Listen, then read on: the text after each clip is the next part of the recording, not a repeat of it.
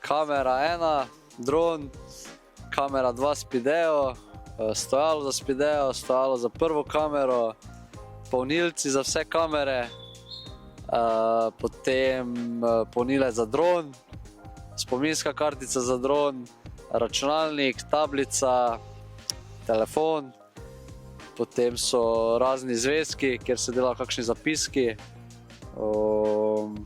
kaj še takega, od opreme. To je to bolj kot ne načeloma. Veliko elektronike. Uglavnom više radimo zajednički, više gledamo zajedno jer 4 oka bolje vide nego 2. Mislim da bi to tako opisao, ali uglavnom kad podelimo ravnopravno.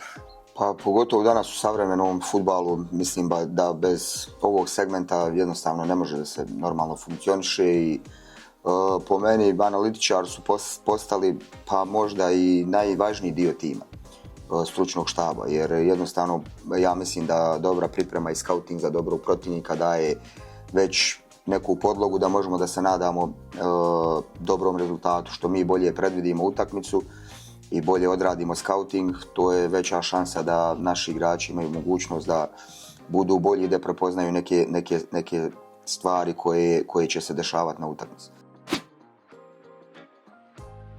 Kako radim analizu i šta su moji neki zadaci koje ja dajem njima, jednostavno ono što smo pripremili za tu utakmicu, koje smo zadatke dali, da oni sad u odigranoj utakmici traže te detalje, da li su zadaci bili dobro ispunjeni u fazi odbrane, u fazi tranzicije i fazi napada, naravno kao i prekide, ili nisu dobri, da li trebamo da radimo i evo, mislim, to je ono kako smo postavili, kako smo odradili, šta treba bolje. Naravno probamo uvijek može bolje i uvijek tražimo neke nove zahtjeve i neke nove ideje.